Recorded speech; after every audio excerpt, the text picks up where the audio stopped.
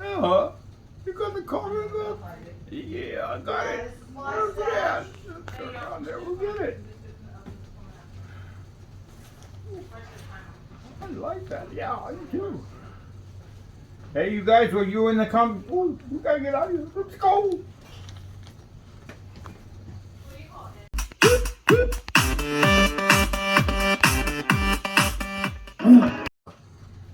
Well, thank you. Look at the comics, you guys. I don't know where you went for it, but anyway, the comic books are really important. People really like it. You're gonna like this little segment on the comics and everything, just like Sly and Guy. They like those there. So let's go. Some magazines too. How much? $17 together. One seller parted with a 41-year-old comic book. Price? $1,200 in cash, which is a considerable investment potential increase from the original dime in 1940. And if you want more than just comic books, there will be guest speakers and movies throughout the weekend extravaganza is luring people from as far away as Yorba Linda. I picked up, these are mostly first issues, things that I've needed to complete my collections. And I'm also looking around for the artists and writers to get these things autographed. Then they're worth more when I decide to sell them. If I decide to sell them, which I won't. 74,000. Look at some other key comics. Look at the high grades. They're all graded. And they all up in value. The 10-cent comics. High grade. As I drove home. So to my fellow motorists, honk all you want, but it won't do you any good. I returned home late in the day and I explained to him what I had happened upon and proposed he front me the cash for the rest of the collection. He could choose from a portion of the books, 40% off the price Guy valued them at. He agreed. Heirs were there waiting for me, and the basement was just as I had left it. I immediately started hauling comics from the streams. There I was, almost done loading up the van, and it was at this time that I surmised that this was the best. As I said my goodbyes to the heirs, they asked me if I had any interest in old magazines. I assured them, yeah, but I did. And they led me to a room in the far end of the basement where the magazines were primarily weird tales, spicy detective pulps, and I didn't have much experience in that. But I had some friends in Boulder who sold them regularly. Library of clip art that he curated on his own over his lifetime and organized them into an impressive personal databank. Among all of this was also his happened to all those wonderful Golden Age comics. But still, there were enough in acceptable condition to make the trip worth it, and they took the route that I was familiar with to load up the inventory. I took this opportunity to discuss with the heirs, determining their indifference in comics, and by the time the room opened, practically every dealer had purchased books from us. What I learned from this experience was to not price the comics from the church collection at Overstreet Guide pricing. And I firmly believe that I could have crashed the entire if I sold all the church books at suggested guide price, only by making the decision to sell into the Golden Age community without valuing the rest of the comics in the market. Church comics were an anomaly in such incredible condition. The highest general values associated with these books in the price guide, they couldn't even apply. This was also at a time when price guides did not have such a robust breakdown of grades, covering a wider spread of conditions. Regardless of these factors, I was only 21 years old at the time, which was hard to put up with this vicious public criticism. But I was confident. Type of revenue coming in. I was in high school, and I wanted to get back into this take of approximately 10% of the entire Edgar Church collection in exchange for his store and comics. The deal worked for me on a business and personal level. It allowed me to return the kindness Jim had offered me by allowing him to gracefully retire from the comics business. Earlier, I hinted at public criticism that surrounded this deal, which were serious, but I had 100% stock in Mile High Comics, Inc. I'm often asked if I regret selling those books when I said there was only one copy of each issue, and once it's sold, it was gone forever. Overall, I estimate I had to sell a third of the books in the collections just to cover the cost of the sales and administrative expenses of bringing this collection to market. Every day, we've now shipped over $70 million in orders to about 400,000, and simultaneously we help the comics industry by providing a quantity of comics, and better yet, a massive amount of books from the 1950s, and that was good enough for me. Little did I know, fate was realized. There was this matter that I needed to attend to called college, and I had an ROTC and enough money to pay my own tuition for the fall semester. Right after the fall semester began, I came across an ad in a newspaper that a science fiction bookstore had opened up roughly 1,000 square feet in size, brick walls, no lights, will never be outdone. Now, you may be thinking, well, why didn't you just continue on with the story? I needed something extraordinary to take my business to the next level. And that science fiction store with an ad in the phone book that mentioned I hadn't just encountered a gigantic collection, but I was a well-maintained mass of old comics. Expansion. And though I had an excellent track record in increasing sales, Mile High was struggling to survive. Okay, and offered a price per frying. First offer on 2 conditions. 1, cash payment. 2, beyond what I hauled out of the main room in the basement, I also had to clean out the closet. More old comics. Now, what I had already seen was nothing that blew the doors off of other deals I had happened.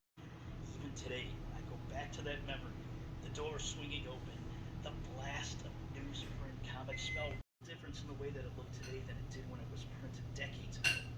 As I stood there, the successes, they come in bits and pieces to make. Now, as a suggestion, you might want to look at different comics that have potential greater value. For instance, you look at this one over here. This is the first appearance of Hobgoblin, Hobgoblin, yeah, that's him. First appearance, that's important. And here's another feature you want to look at. When you look at the covers and you're looking at comics to determine value, look at this one over here. You see, that's a special guest who's not featured in the article, but he's in there. That's the Kingpin. So these are just 2 examples, and I'll point out more as we go along as to what makes this a certain article very desirable and something that you would consider great or something that you would consider owning because it would have a increase in value because of that uniqueness. Well, folks, that's where we'd like to go. It's called the comic book store, Acadiana Comics and everything. From here, it looks closed. I hope it's not, but we're going to get out and we're going to take a closer look, and at least on the outside and maybe through the glass. I usually like to get permission before I go inside and film in, and we'll see how that works out. But this one's here in Lafayette on Johnson Street, 2508. And my son used to come here a lot. In fact, I wrote my first book. They read my first book, and it was interesting because it was called Julian's Dream Phone. And what it was is, since I was new with the computer, I made some mistakes, and numerical mistakes, and submitted the second to the last finished copy to the printer. So when they got it, there was some misspelling and things like that. So she read my book, and she said she loved the story. It was a great story. She says, but I needed to shoot the person who did the editing. That was me. So anyway, let's go and take a look and see what we see inside. Okay, so we're starting our trek walk, all the neighborhood around.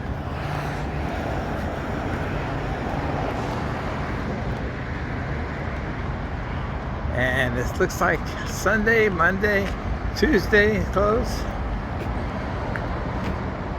So this is the sad events. They get drivers apparently. This is not their store. I don't think their store must be over here.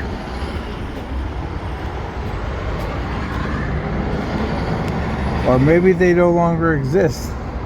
Looks like a painting room.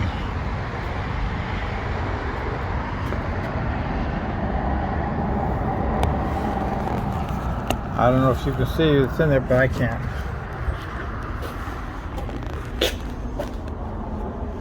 Salt cure. Huh.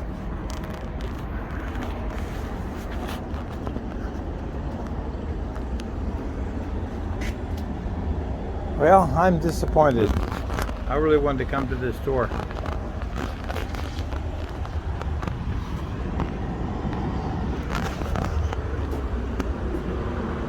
Huh. Well, let's go see what else we can find. Okay, here we go to the second comic book stop. I know, and I think I remember now, this one closed down too. And Books 2 Comics, they had this wonderful drawing in the back side of their building. No trespassing. I mean, what are they supposed to do? Get inside? Anyway, this used to be the store. It's empty. And he wants a tremendous lease. I think, believe it or not, I think at one time he wanted like $5,000 for the lease, if you can believe that. So it's crazy. And comics too are no more. So let's go find something else. Gotta have something. They gotta have a comic book store here somewhere. I just don't know where it is. Maybe it's just to be my store at Jockey Dog. $700. This is the first appearance of Morbius. They're making a movie about that guy, so it might be a great book to invest in. Next one on our list is Fantastic Four number 45. High-grade copies of this sell for $1,000. It's number 92. Very fine and near-mint copies of this. Captain America number 100. High-grade copies of this just fall in line at $1,000. This is the first appearance of Captain America in the Silver Age comics, which is kind of nice. Moving on to the next book, we have Superman number 25. Very fine copies of this sell for $1,700. High-grade copies of this also fall right within line at $1,000. This is the first appearance of Kang, 22. Very fine copies of this one sell for $1,700. This is the first solo story of Alfred. Did you guys hear the news that he died like a year? 222 near mint copies of this. Very first variant we put on the list. This variant only had 400 copies available. And that's what buying near mint copies of this sell for $1,200. This is the origin of Silver Surfer. So if you want to learn your history, this is the book you're going to want to get. The near mint copies of this sell for around $1,580. The reason why is because this is the first appearance of the red costume that we all know and recognize pretty easily. Apparently it used to be Young Comics number 64. Very fine copies of this sell for $1,700. First appearance of the Toy Man. Loves toys. 181. The other 181. Very fine copies of this sell for $1,100. And the reason why, it's the first appearance of Poison Spider-Man number 20. Very fine copies of this sell for $1,300. The reason why, it's the first appearance of Scorpion. And I'll just tell you a side note about this book. Mystery number 85. Very good plus copies of this sell for $1,675. This is number 139. Very fine near mint copies of this sell for $1,100. This is the first appearance of Professor Zoom, but you might know him as the Reverse Flash. This goes reverse. Next one is X-Men 12. This very fine copy sells for $1,700. This is the first appearance of and number 1 annual. Very fine copies of this sell for $1,600. And the reason why, this is the first appearance of the Sinister Six, Spider-Man's greatest team foes. Very fine copies of this sell for $1,100. This is the first appearance of somebody's favorite character in the community. You guys can figure out who it is. Zatanna. Everybody likes her. I don't know what the deal is. Of Suspense number 50. Very fine copies of this sell for $1,100 as well. First appearance of the Mandarin. I tried not to say the Mandalorian, and it took me like 5. Very fine copies of this one sell for $1,000 right there. First appearance of none other than Ghost Rider. Next one up is Cerebus number 1. High grade copies of this sell for $1,300. Whoa, I gotta check what that was. The aardvark and very first independent title that we put on the list besides Spawn, so that's kind of cool. Next one up, we have Detective Comics number 74. Very fine copies of this one sell for $1,600. This is the first appearance of Tweedledee And they're not alone because they're with Tweedledum. Man number 55, high-grade copies of this sell for $1,240. I think you guys all know who the first appearance of this one is. This is the first appearance of Thanos and Drax, I believe. But this is a great book, and I wish I had. Very fine plus copies of this sell for $1,920. This is the first appearance of Bizarro Superboy, and apparently he also dies in the same issue. So I don't know if he ever came back after that, but this might be the first and only appearance of Bizarro Superboy. The next one on the list is Amazing Spider-Man number 50. This very fine near mint copy of this book is selling for $1,980. The very first appearance of Kingpin, $6. But this is the Air black cover, very rare to find. And the first Air we put on this list as well. So make sure you're looking for this book, because if it's the Air copy, you got quite a bit of money in your back pocket. Moving on, we have Silver Surfer number 3. Very fine copies of this one sell for $1,050. Green Hornet Comics number 7. Very fine copies of this sell for $1,300. First appearance of the Murdering Clown.